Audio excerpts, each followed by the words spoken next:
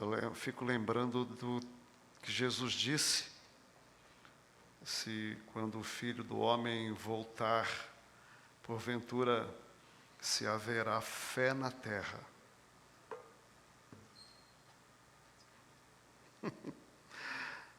Que Deus tenha misericórdia de nós.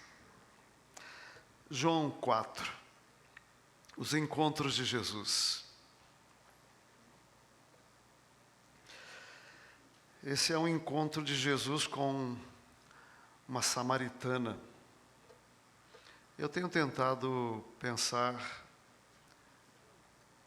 lições para a nossa vida a partir dos encontros de Jesus. Esse é o terceiro sermão dessa série. E eu queria orar. Queria não, eu quero orar. Quero não, eu vou orar. São linguagens, né, que a gente usa, eu queria. Vamos orar. Que o teu Espírito torne esse lugar um encontro como desejamos ao longo do culto com a tua palavra, através da música, através da oração, através da pregação. Que seja um encontro com o Senhor, e o Senhor é a palavra é o Senhor. E o Senhor sempre, quando está presente, fala porque nós precisamos de ouvir a voz do Senhor. A igreja vive da tua palavra, mesmo que ela não saiba. Nós vivemos da tua palavra, mesmo que a gente não saiba. A palavra é Jesus, a palavra é a profecia, a revelação. E nós vivemos e dependemos dela. Que o Senhor fale conosco em nome de Jesus. Amém. Essa história é a história de Jesus e uma samaritana. A gente precisa sempre situar o texto bíblico quando vai falar sobre ele. Lá por volta do 9º século antes de Cristo, o rei Salomão morre e o reino é dividido entre tribos do norte e do sul, Judá, Benjamim ao sul e o restante ao norte.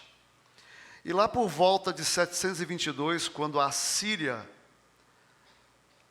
invade o norte e leva cativo as tribos, a política da Síria era: tira o povo da terra, coloca lá um outro povo e faz uma miscigenação. Daí surgem os samaritanos. Desde a divisão do reino, houve uma disputa entre judeus e samaritanos e as tribos do norte, porque a adoração era centralizada em Jerusalém, e as tribos do norte, por causa de ciúme e porque o povo evadia, porque iam a Jerusalém para adorar, eles começaram a centralizar a adoração no Monte Gerizim. Mas lá por volta de 722, houve essa miscigenação e surgiu essa mistura de judeus com povos gentílicos. E nessa busca de adorar a Deus fora de Jerusalém, que era uma decisão política, por volta do ano 400, Sambalat constrói o templo dos samaritanos no Monte Gerizim. Lá por volta.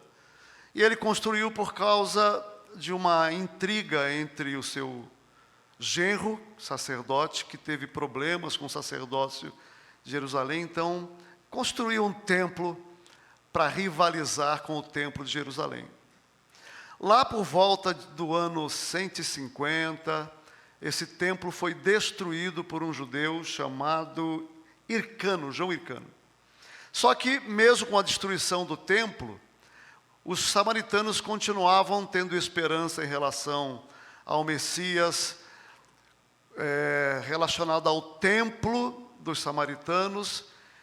E quando, pela ocasião do Novo Testamento, essa disputa entre judeus e samaritanos era acirrada, ao ponto de que um samaritano, ele era para um judeu Acho que não tem nem comparação hoje, né? Eu ia brincar que o que um palmeirense é para o corintiano, mas nem chega perto. Era uma relação de ódio e desprezo. Samaritano, ele era um cão, algo desprezível. E havia um ódio mortal entre samaritanos e judeus, ao ponto de que eles não conversavam. Entrar na casa de um samaritano era se contaminar. E aqui nós encontramos Jesus tendo uma conversa com uma samaritana. Jesus, judeu, considerado um mestre, conversando publicamente com uma mulher. Isso é um negócio complicadíssimo para a cultura.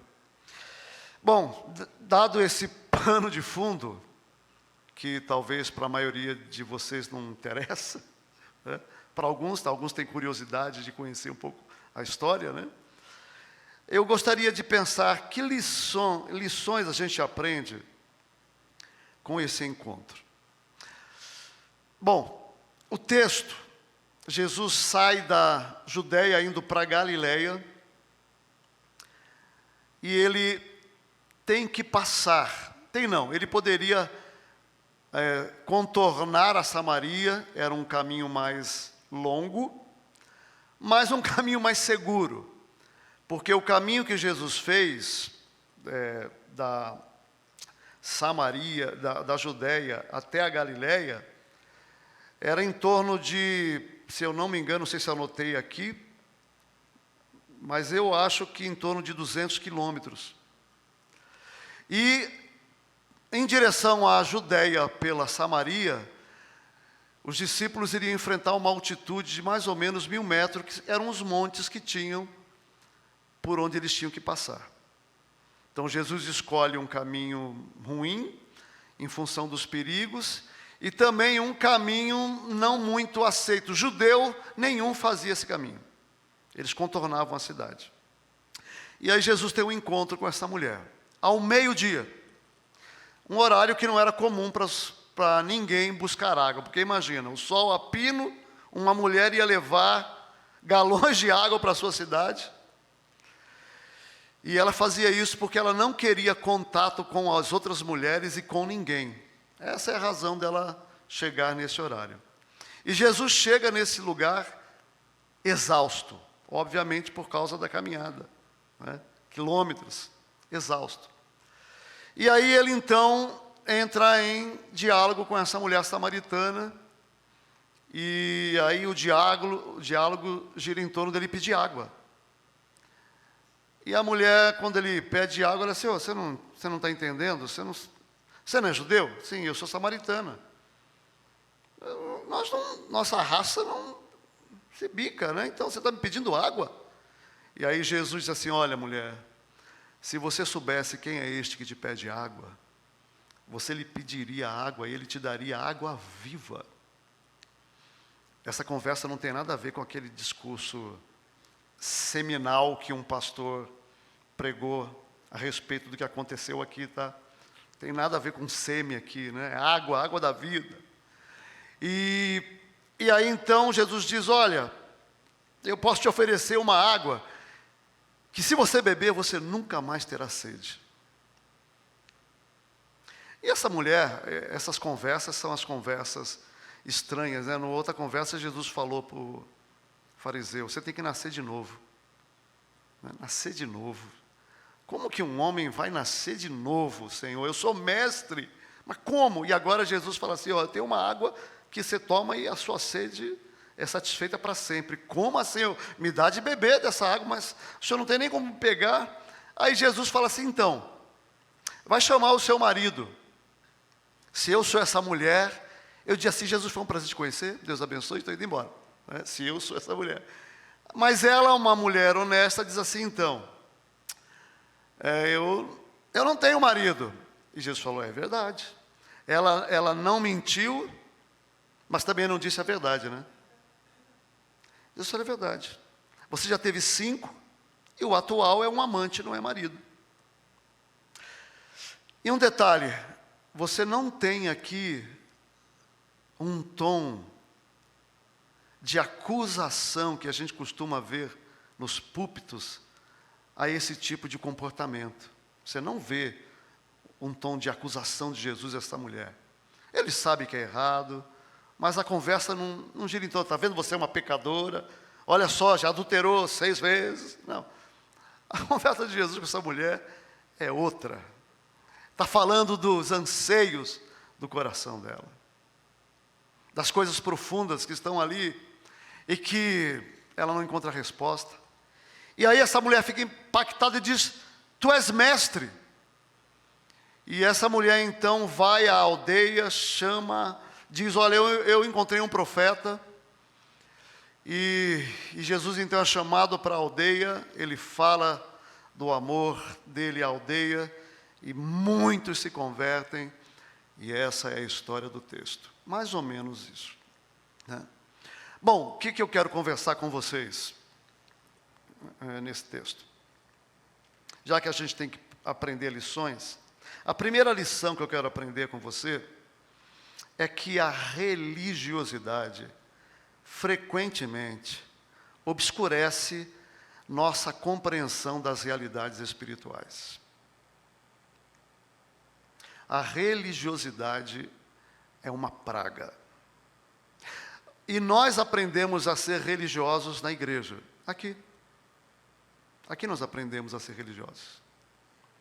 Porque, como Barth já disse, Karl Barth, quem é religioso é semelhante a um homem que mora numa grande casa e quando ele critica uma religião, ele só sai de um cômodo para o outro. Ou seja, não tem cristianismo sem religião. A crítica à religião é inútil. Por quê? Porque o cristianismo se torna uma manifestação social. E nessa manifestação nós temos símbolos, crenças, doutrinas, ritos, que é a composição da religiosidade. Então o problema não é ser religioso, o problema é só ser religioso. Entenderam a diferença, não? Mais ou menos? O problema não é ser religioso, todos nós somos religiosos. O problema é deixar a religião controlar a nossa vida e matar a espiritualidade. Esse é o problema, e nós aprendemos isso aqui, com as práticas, com a pregação, com louvor. Por exemplo, a igreja evangélica acha que um culto que você diz muito glória a Deus, que você levanta a mão, que você bate palma, que você ri muito, é um culto avivado. A igreja evangélica acha que se você entrar num culto onde há silêncio, a contemplação, a música ela não tem talvez tanto ritmo, esse não é um culto avivado.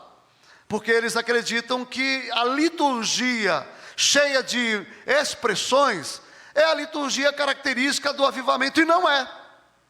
Não é. Não é. E eu acho que Paulo na cadeia, ele não tinha esse espaço. Correntado, a expressão de adoração de Paulo era outra.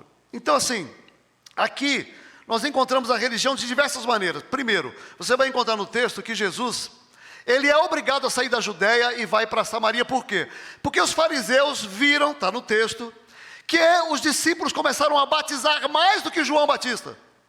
E isso ia trazer publicidade para Jesus. Então Jesus, para evitar confronto, porque a publicidade de Jesus, por ciúme dos escribas e fariseus, a publicidade, ia trazer problemas e ele não poderia avançar com a sua obra. Então, por causa da religião, ele tem que sair da Judéia. E ele vai então a Samaria. Os religiosos, a nata religiosa, o top do top da religião, já começou a se manifestar contra Jesus. Além disso, você vai ver que judeus e samaritanos religiosos não sabiam nada da verdade. A mulher diz assim: nós adoramos em Gerizim, vocês adoram em Jerusalém. Onde é o lugar da adoração? Os judeus dizem, é Jerusalém. Os samaritanos dizem, não, é em Gerizim. E Jesus diz: não é nem aqui e nem lá. E com isso, Jesus desmantelou a figura sacerdotal, porque o templo é o lugar do sacerdote. Jesus desmantelou a ideia de um dia de adoração, porque ele diz: não é no templo, é em qualquer lugar, em qualquer hora. Os verdadeiros adoradores do Pai adoram em espírito e verdade. Ele desmantela a ideia do culto, que é o culto que propõe a adoração. Não, o culto é apenas mais uma manifestação da adoração. Porque se ao longo da semana você não adorou ao Senhor Jesus, e olha, quero lembrar você, adoração, a palavra adoração no Antigo Testamento significa ajoelhar-se. É o significado da palavra adoração, ajoelhar-se. Então, adorar é se colocar rendido a Jesus. Então, se você durante a semana não teve uma vida rendida a Jesus, o que você fez aqui foi coreografia. Entendeu? Coreografia. Levanta a mão, levanta o pé. É coreografia. Você não adorou. E aí, eles, nem judeu, mas gente, olha que coisa interessante. Os dois grupos que assumiam a prerrogativa de representarem a religião oficial judaica. Os dois grupos, judeus e fariseus. A nata religiosa, a liderança que assumia a prerrogativa de ser a liderança espiritual, eles não sabiam nada de adoração. Então, a religião, ela obscurece. A religião, ela cria obstáculos para a verdadeira adoração. E aí, enquanto nós estamos aqui, nós precisamos orar. Inclusive, orar pedindo discernimento em relação àquilo que o pastor está falando. Porque eu acredito que eu prego a Bíblia, eu acredito. Mas a responsabilidade da igreja é julgar, é avaliar. Você tem que estar aqui querendo ouvir a palavra de Deus e não a palavra do pastor Paulo. Não é? Além disso, os discípulos estavam confusos. Eles foram buscar comida, Jesus está no poço, eles voltam e ele está conversando com a mulher. E diz o texto que eles não falaram nada. Por que será? Bom, eles não falaram nada porque eles já aprenderam que Jesus, ele tinha um jeito amoroso de falar algumas coisas. E eles já sabiam que Jesus nunca toma uma decisão casual. Não é casual. Só que a reunião do poço com o samaritano é planejado. Está na agenda de Deus. Não estava na agenda da religião, não estava na agenda dos discípulos, não estava na agenda daqueles que andavam com Jesus, mas estava na agenda de Deus. Por quê? Porque me parece que a religião, ela é cega. É por isso que Jesus disse: vigiai e orai. E é curioso que essa mulher ouviu a Deus numa condição absolutamente improvável. Onde Deus vai falar com você? Com essa mulher? Nesse encontro aqui, absolutamente improvável e impossível. Até porque homens não conversavam com mulheres publicamente, tá? Não é só entre judeus e samaritanos. Conversas com mulheres publicamente eram proibidas. Isso de pessoas comuns. Um judeu conversar com uma samaritana, aí é absolutamente proibido. Um mestre conversar com uma mulher, entrou na área do profano. Um mestre judeu conversar com uma samaritana é endemoniado. Você está entendendo o que está acontecendo aqui? É isso aqui. E é aqui que essa mulher, ela ouve a voz de Deus, num lugar improvável, da onde ela não espera, de uma conversa informal. Por quê? Porque a espiritualidade, ela está no tempo. No tempo. O templo de Deus é o universo. O lugar onde eu estou é um lugar sagrado. O Espírito habita nesse templo. E eu posso ou não viver em adoração se eu estou rendido o tempo inteiro. Agora, a religião, ela cria problema para mim e para você.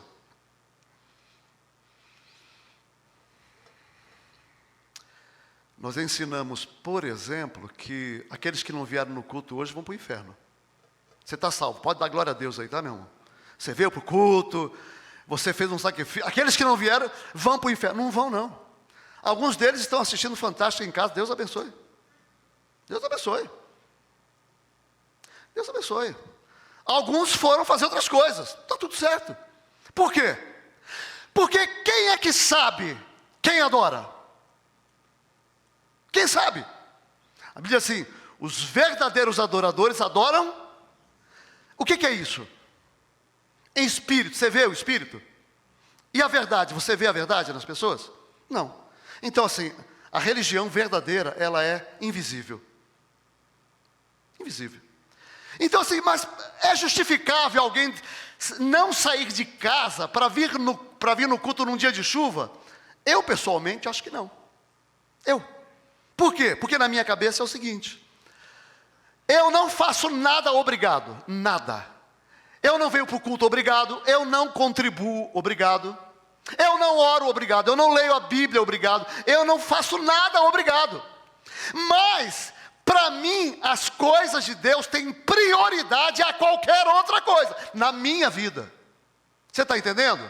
Então, eu faço sacrifícios pelo meu trabalho. Você faz sacrifício pelo seu trabalho. Você tem que levantar todos os dias, chovendo, fazendo sol. Você tem que levantar com vontade, sem vontade, com dor de cabeça, sem dor de cabeça. Você tem que levantar, alguns têm que ir doente. E vai obrigado, mas vai. Eu faço a mesma coisa por Deus, só que eu não faço obrigado, eu faço por amor. Ele é prioridade. Então assim, eu vou julgar você que ficou em casa? De jeito nenhum. Isso é um problema seu e de Deus. É muito pior se fosse um problema seu e meu. Você está entendendo? É porque assim, no passado eu brigava com a igreja. Vocês lembram, né? Pregava brabo aqui, você não vem para conta. Graças a Deus, estou liberto. Por quê? Por um motivo. Quem vem, vem para Jesus. E quem não vem? Para Jesus. Porque tudo, a Bíblia diz, tudo é para Ele. Se eu sou negligente, eu não sou negligente com a igreja. Eu sou negligente com Jesus. É simples assim. Quem vem, vem para Jesus. Quem não vem, vem para Jesus. Porque tudo o que o culto é a vida. Então assim, não tem como você falar assim, ó, eu lá no trabalho, eu fiz algumas coisas lá que não tem a excelência que eu gostaria, porque eu não quis. Você pode tomar essa decisão. O que você deu para Deus foi essa mediocridade, a falta de excelência. Você entendeu? Porque tudo é para Deus. Tudo é para Deus. Então o culto não é aqui. O culto é a vida. E aí, a religião obscurece. A religião torna as pessoas legalistas. Gente, é uma loucura o que está acontecendo no mundo. Uma loucura. Você vê crentes orando, amaldiçoando pessoas que são diferentes. Esses dias, não faz algum tempo, eu vi um cara fazendo uma oração imprecatória contra o Lula. Não vale nem contra o Lula, nem contra o Bolsonaro. Não vale contra ninguém. Mas eu vi, Senhor, quebra o queixo desse incircunciso. Isso é oração de crente. Não é.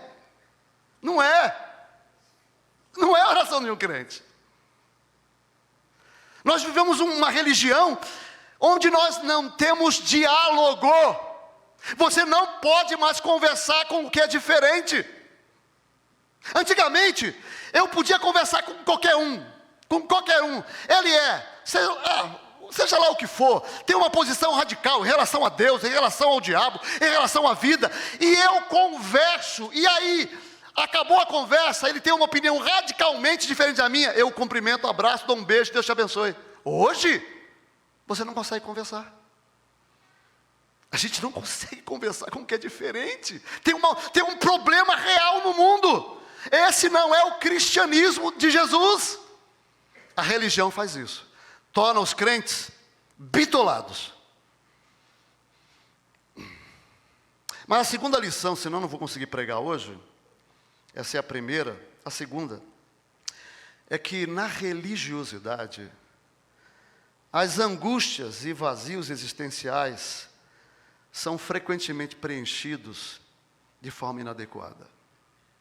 A religião resolve o seu problema existencial de forma errada. Olha que interessante, essa mulher aqui, Jesus diz assim, qual que é o seu problema? O seu problema é que tem um vazio enorme aí, e Blaise Pascal disse, há no coração do homem um vazio do tamanho de Deus, que só Deus pode preencher. Então, existe um vazio que só Deus pode preencher. Essa mulher, o que ele fez? Ela é religiosa, ela tem esperança no Messias. Ela diz assim, nós sabemos que o Messias vem, ela entende, ela compreende, ela estuda, ela ouve. Ela está dizendo, nós estamos esperando o Messias, é uma mulher religiosa. Aí Jesus diz para ela, olha, o problema é que há um vazio no seu coração de Deus, você precisa de água viva, e você está buscando satisfazer o seu coração pela água da vida, por coisas, por realidades que não atendem à demanda do seu coração. Quantos maridos você teve?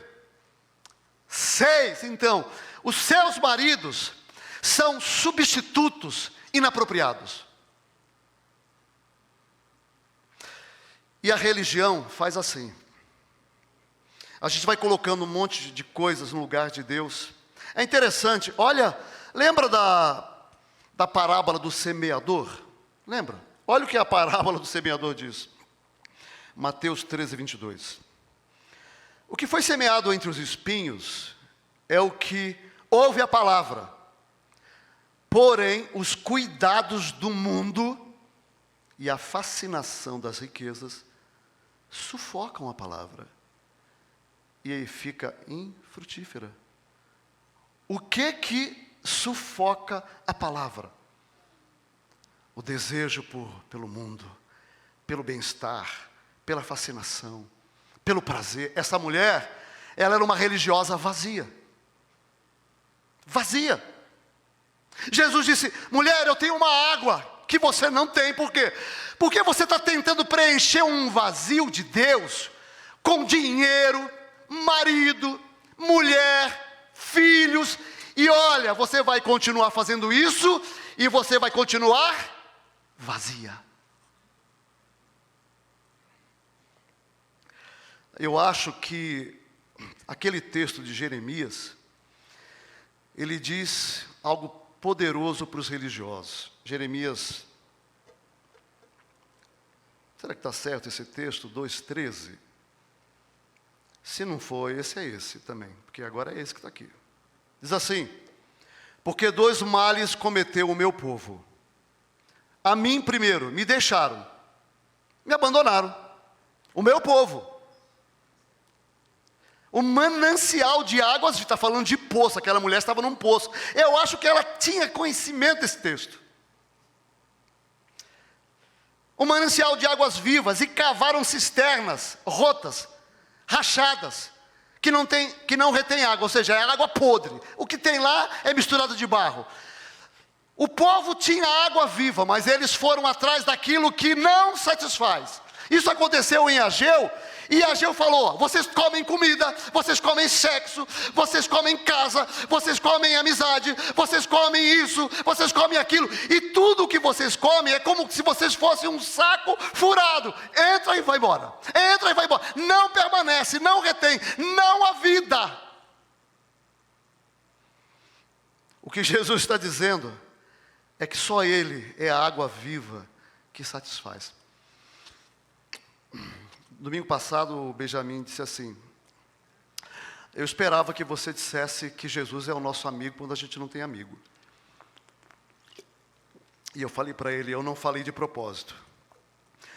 Porque no domingo passado, eu quis dizer para você que Deus quer que você tenha amigos e que Ele não substitui os seus amigos. Não é bom que o homem esteja só. Mas Deus, Ele é para nós o grande amigo. Ele é. Mas Ele não é só o amigo. Porque o que é que o Evangelho faz com você jovem, com você mulher, com você marido, com você jovem que quer casar? O que o Evangelho faz comigo e com você? O Evangelho faz o seguinte: Jesus te enche de uma alegria, de uma paz, de uma satisfação, de um prazer, que Ele é tal que se a vida não te der um marido, Jesus será o seu marido. Se a vida não te der um amigo, Jesus será o seu amigo. Se a vida não te der um pai, Jesus será o seu pai. Se a vida não te der uma mãe, Jesus será a sua mãe. Se a vida não te der dinheiro, Jesus será o dinheiro para você. Se a vida não te der nada, Jesus será tudo para você. Você está entendendo?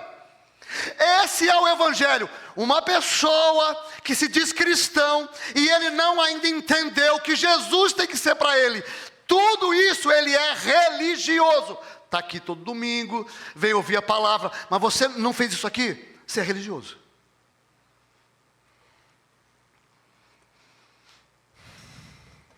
Quem vai morrer primeiro, eu ou a Carmen? Se você disser que é a Carmen, eu vou morrer primeiro.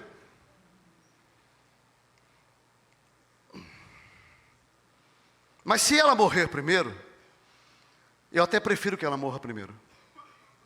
Com 90 e poucos anos, 100 e poucos anos. Por quê? Porque viver a solidão é uma coisa terrível. Mas eu digo para ela, eu creio que Deus será para mim refúgio, fortaleza quando você se for.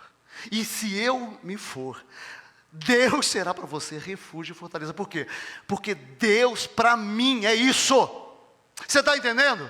Então assim, como é que eu vou terminar? Meus filhos vão me colocar num... Eu ia falar orfanato. O TDAH é complicado. Eu ia falar orfanato. Meus filhos vão me colocar num... Asilo. Está todo mundo esperando, né? Asilo?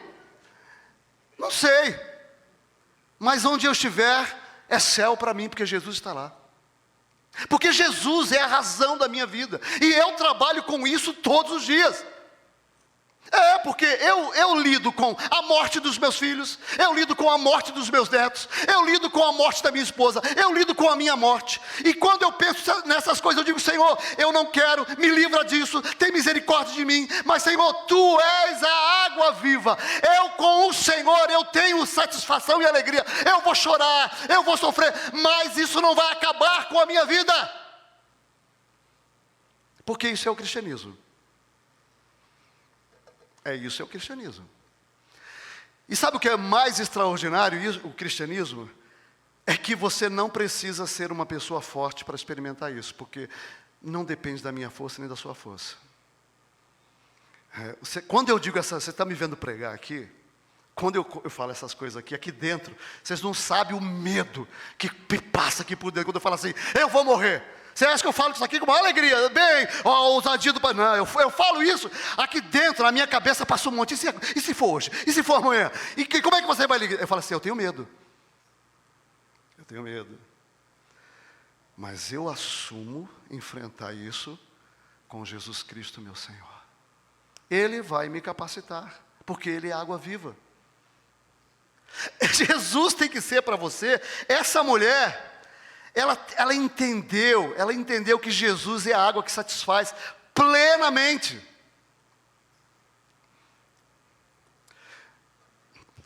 Irmãozinho, amigo, se você não viver isso aqui, você vai viver como um religioso. Porque religioso vai para a igreja e fica preenchendo o vazio de Deus com um monte de coisa. Cristãos, eles vivem a plenitude do reino de Deus por causa de Jesus. E eu digo que eu vivo, não é porque eu sou capaz, não é porque eu sou forte. Eu digo que eu vivo porque eu rendi a minha vida a Jesus. E a palavra de Deus diz que o Espírito Santo está em mim.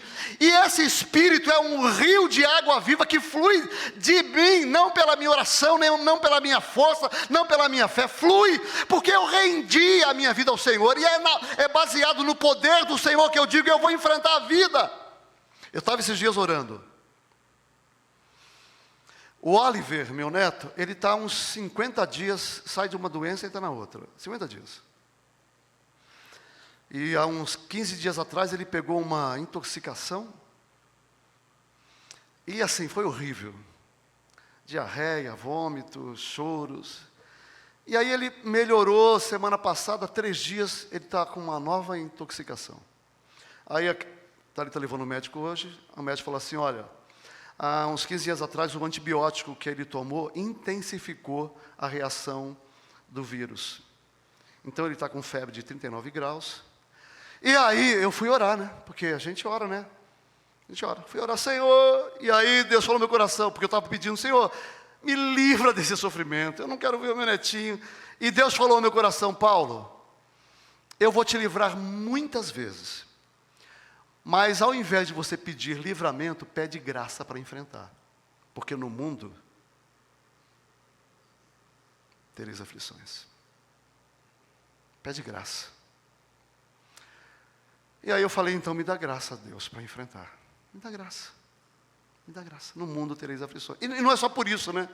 Infelizmente, ele tem 8 meses. Criança adquire imunidade ficando doente. Então assim, não adianta eu pedir, eu falo, Senhor, me livra. Não vai ter livramento, ele vai ficar doente. Deus pode fazer um milagre? Pode, mas quem é que é pai de criança aqui, experimentou esse milagre? O filho nunca ficou doente. Quem? Ninguém. Ninguém. Porque é assim a vida. Então, Jesus é a alegria da minha vida. Eu choro e digo, Senhor, me dá graça, porque o Senhor é a razão da minha alegria e da minha vida. Essa mulher, ela preencheu, isso aqui se chama uma construção identitária.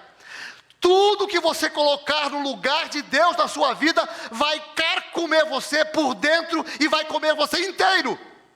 Por quê? Porque tudo o que você coloca no lugar de Deus, será Deus para você. E vai exigir de você tudo. Eu fiz isso com o ministério e com a minha família. Vocês conhecem a minha história, a história da minha família, né? Eu fiz isso. Eu me senti uma pessoa importante porque tenho ministério, tenho família, a família está bem. Aí vem a história, vem a vida e pá, bate em você de cá, bate em você de lá. E aí eu fiquei ameaçado e caí em depressão. Por quê? Porque eu fiz um processo identitário. Eu coloquei família, ministério no lugar de Deus. Eu fiz isso, tá? Então assim, graças a Deus, eu aprendi. O meu coração tem que ser do Senhor. Nada pode te satisfazer. Você acha que você vai estudar, vai ser mestre, doutor, vai se formar e a sua alegria vai ser completa? Se você acha que você vai casar, isso vai acontecer? Você acha que... Não tem, no mundo, não tem nada que consiga satisfazer você. Casamento, não consegue. Dinheiro. A pessoa corre atrás de dinheiro a vida inteira, aí, pá, morre. Pobre. E se morre rico, deixa para o outro. Essa é a vida. Então eu não estou dizendo que você não tem que trabalhar, não estou dizendo que você não tem que buscar, mas preste atenção, não coloque o seu coração nessas coisas. Não coloque. Porque quando você coloca coisas no lugar de Deus, essas coisas serão deuses para você. E eles vão exigir de você tudo. Pega uma pessoa que colocou a saúde, por exemplo, no lugar de Deus. O dia que ela não vai para a academia, ela fica doente. Por quê? Porque o Deus dela é o corpo. Então, eu chamo você para trabalhar, estudar, se dedicar, mas não coloque nada no lugar de Deus. Jesus disse para essa fonte de água viva, eu sou aquele que satisfaz seu coração. E por último, não menos importante, a religião frequentemente impede a conexão com Jesus. Olha que curioso. Os judeus rejeitaram o Messias. Os samaritanos rejeitaram o Messias. Os discípulos, quando chegam, vê Jesus com aquela mulher, eles não entendem nada. Mas se você pegar, lá no comecinho do texto, João 4, o texto diz assim, lá no começo, Jesus sai de lá porque ele começa a ser perseguido pelos judeus, e aí o texto diz assim, e era necessário ele passar em Samaria. Está escrito lá no começo. Tá? Qual é o versículo? 4. É necessário. Então os discípulos sabiam, olha, presta atenção, eles sabiam, tá? Jesus escolheu não contornar a cidade, era o esperado, previsível, era contornar, não entrar na cidade dos impuros. Você lembra da outra vez que Tiago e João estavam passeando com Jesus perto da Samaria, o que eles disseram para Jesus? Vocês lembram? Senhor, podemos orar aqui para cair fogo do céu e matar essa... Como assim? Como assim? Você não sabe de que espírito eu sou? Eles pediram para acabar com a cidade. Desce fogo, que nem aconteceu com Sodoma e Gomorra. Desce fogo, acaba com esse pessoal aí. Jesus, ele estava pegando o caminho das montanhas, cansado, ele fez de propósito. Ele chega no poço, o que os caras estão preocupados? Em comer. Veja, está tudo certo. Quem tem fome, come. Aí eles saem para buscar comida. Aí quando eles chegam, Jesus está conversando com essa mulher, e eles têm medo de perguntar, porque eles não sabem o que está acontecendo. Como assim? O mestre diz, é necessário passar por Samaria. O mestre pega o caminho que os judeus não pegam. O mestre para num poço e conversa com uma mulher, algo absolutamente improvável. O que está acontecendo? Eles não perguntam porque eles estão cegos. A religião faz com que você perca a conexão com Jesus. Eu vi um pastor dizendo que é mais ou menos assim, ó. Jesus está indo e você está seguindo, indo atrás. Aí de vez em quando Jesus faz uma curva e você não sabe mais para onde ele foi e está sozinho. É o que aconteceu aqui, eles perderam a conexão. E olha que interessante, gente. Olha que interessante. Versículo 31. Neste ínterim, os discípulos rogavam dizendo, mestre, agora eles chegaram com a comida, come. Você está aí conversando, come. Jesus disse, uma comida tenho para comer que vós vocês não conhecem. Vocês entenderam o que está acontecendo aqui? Estão cegos, eles não sabem. Eles não sabem o que Jesus está fazendo no mundo. Jesus foi e eles ficaram com a religião. Vocês não conhecem. A minha comida é fazer a vontade daquele que me enviou e realizar a sua obra. Vocês não dizem que há 4 meses até a ceifa? E gente, isso aqui é muito humilhante. Eu, porém, vos digo, erguei os olhos e vede, os campos já branqueiam para a ceifa. Olha isso aqui, gente. Jesus veio para todos os povos, mas o primeiro povo alcançado foram os samaritanos. Jesus está dizendo, há uma ceifa. Eu estou colhendo para o reino de Deus agora e vocês não estão vendo. Eles perderam o contato com Jesus. A religião faz isso. E sabe o que é mais extraordinário nesse texto?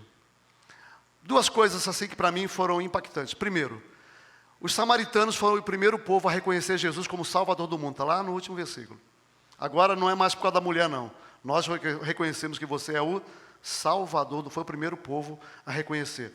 Segunda coisa extraordinária desse texto é que Jesus se revelou pela primeira vez como Messias. Não foi a Pedro, foi a mulher samaritana. Ele disse assim, a mulher falou, tu és o Messias? Ele disse assim, então, sou eu, esse que fala com você, sou eu mesmo. Ele se revelou para essa mulher.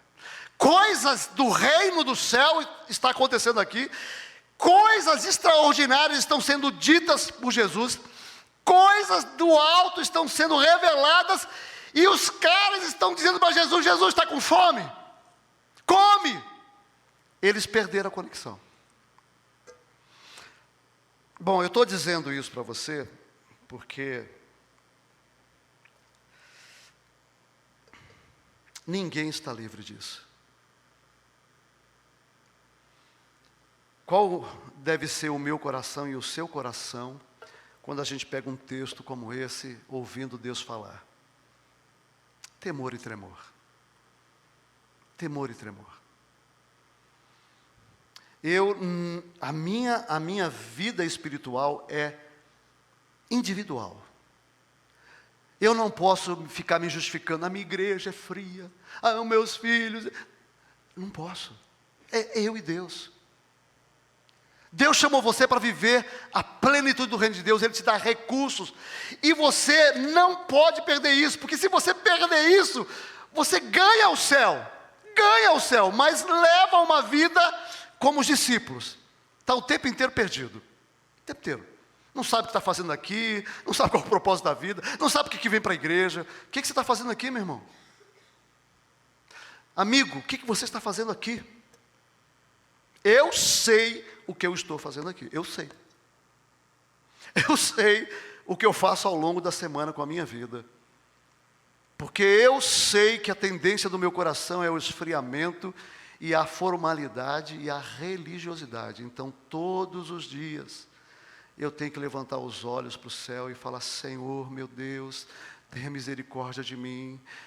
Aviva o meu coração, enche o meu coração de paixão. A religião, ela cria poços. O cristianismo fornece água da vida. A religião, ela faz isso aqui, cega. O cristianismo abre os olhos, a gente enxerga. O que eu preciso para ser feliz e realizado? O que eu preciso? Jesus. O que eu estou dizendo para você é que o Evangelho, ele é de uma natureza que, se você viver o Evangelho, você pode ser pobre a vida inteira, e eu não espero isso de você e nem para você. Você pode viver solteiro ou solteira a vida inteira. Você pode perder a sua família, e eu não espero, e eu posso perder, e eu não espero isso também. Você pode ficar doente e morrer doente, mas se o Evangelho é o Evangelho de Cristo, meu irmão, a Bíblia diz que você vai receber recursos de Deus para enfrentar a vida, seja ela o que ela trouxer para você, porque o Evangelho é isso. Ele é de um outro mundo, é de uma outra realidade. Ele faz aquilo que aos meus olhos é absurdo, inaceitável, que é uma coisa grotesca, mas a Bíblia fala que as pessoas que andam com Deus encontram em Jesus a vida plena. Não é religião, é vida plena.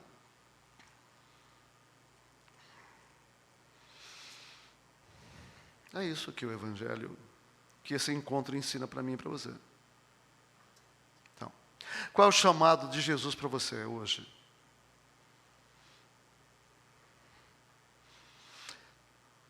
Olha o seu coração. Onde você tem colocado o seu coração? O que te dá identidade?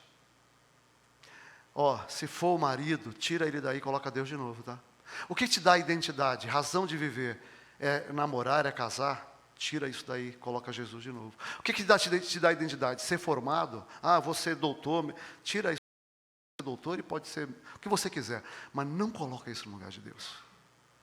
Não coloca. Não coloca os filhos no lugar de Deus. Por quê? Porque eles não são meus. O que Deus quer de você é que você avalie onde está o seu coração hoje. É isso.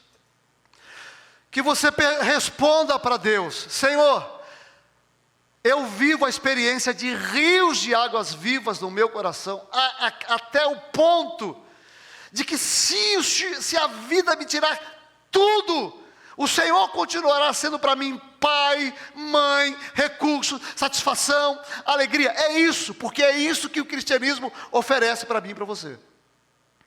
É isso. E para o meu bem e para o seu bem. Eu vi um ateu dizer isso. Um ateu. Isso está no livro do Tim Keller, se eu não me engano, no livro de oração. Um ateu falando numa universidade, ele disse assim: olha, o coração do homem é uma fábrica de ídolos, um ateu.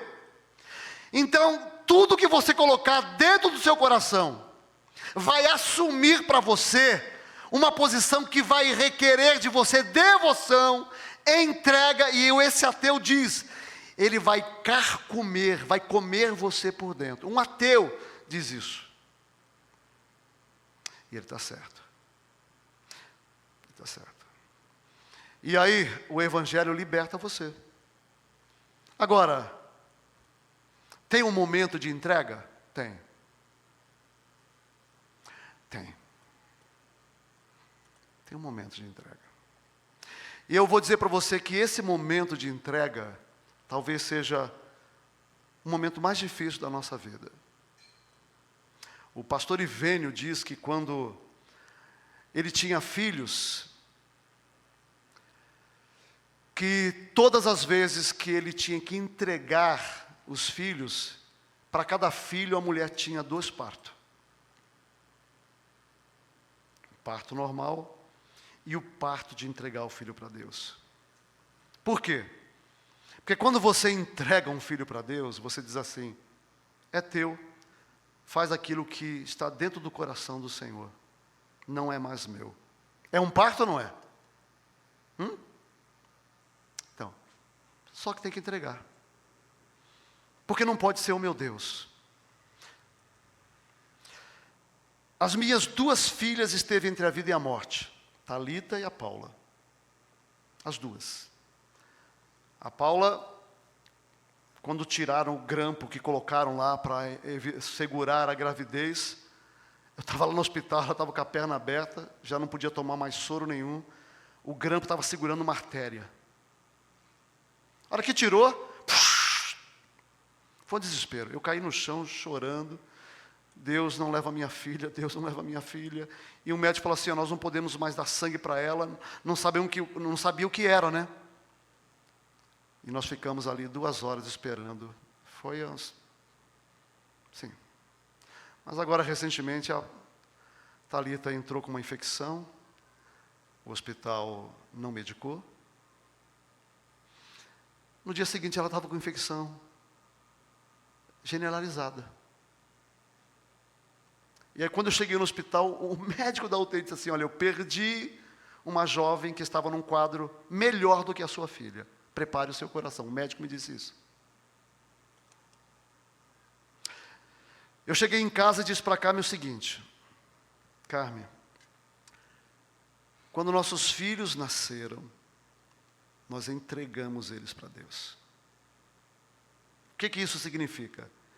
Que nós dissemos para Deus: se o Senhor mantê-los, amém. Se o Senhor levá-los, amém.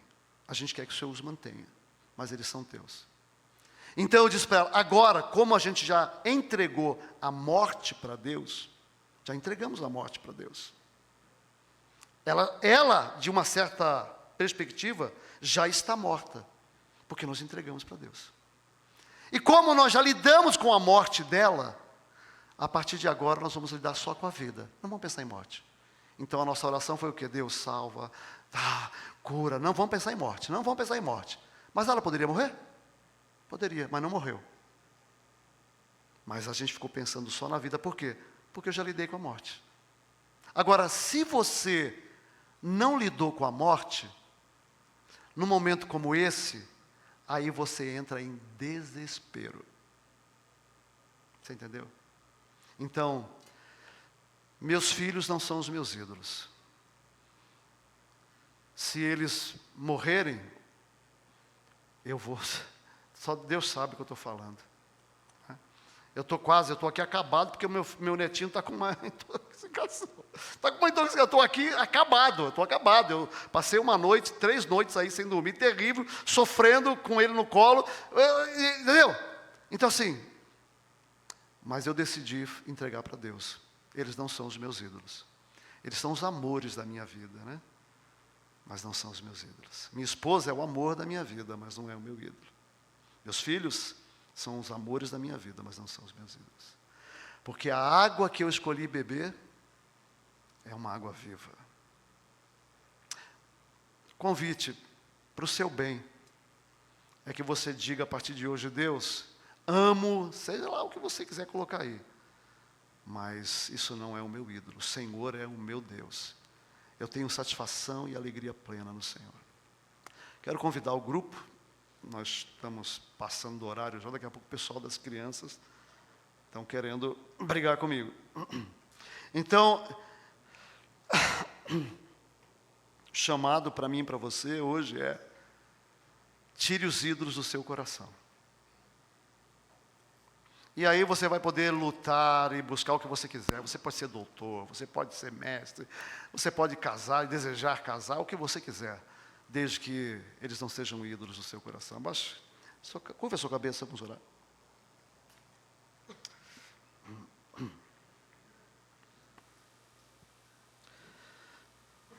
Senhor, há 30 anos atrás, eu entreguei os meus filhos para o Senhor. Entreguei a minha vida, a vida da minha esposa. Entreguei a minha família e o ministério, mas o diabo conseguiu deturpar isso no meu coração. Isso me levou à depressão. E eu te louvo porque ali eu aprendi que eu não posso ter ídolos no meu coração nenhum. E os meus irmãos são chamados para experimentar a água viva. Aquele que pode saciar, aquele que é pai e mãe, é filho, é amigo, é satisfação, é recurso. Quando o mundo não dá absolutamente nada, o Senhor é o nosso Deus. Quando nós não temos amigos, o Senhor é o nosso amigo.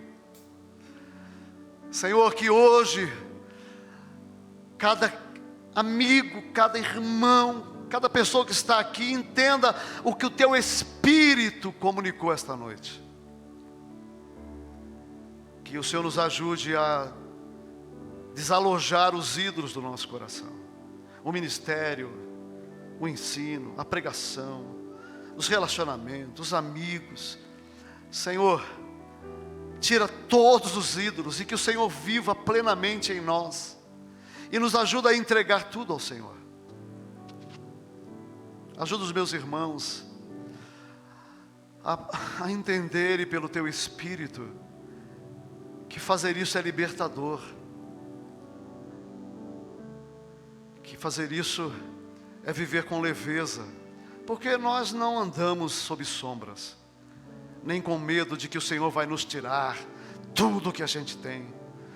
Nós andamos com leveza, que o Senhor nos ama, que o Senhor cuida de nós, que o Senhor está conosco, que está cuidando dos filhos, dos netos, dos amigos, dos recursos, do presente, do passado e do futuro. Obrigado, Senhor. Que o Teu Espírito dê paz ao coração dos Teus servos, e que a oração de hoje seja essa, a oração de entrega das suas vidas ao Senhor. Tira de nós os ídolos do nosso coração, em nome de Jesus, amém. Convido você a adorar, cantar, e enquanto você canta, você faça a sua entrega, reentrega, faça o seu compromisso, em nome de Jesus, e viva bem, viva bem.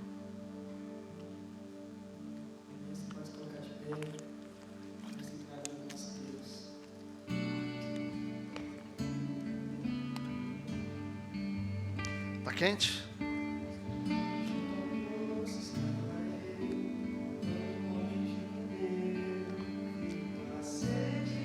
Havia em mim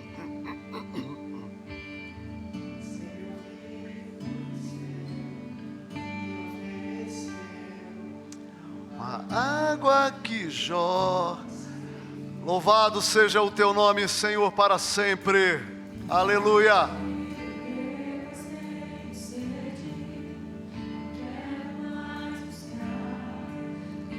Outras fontes.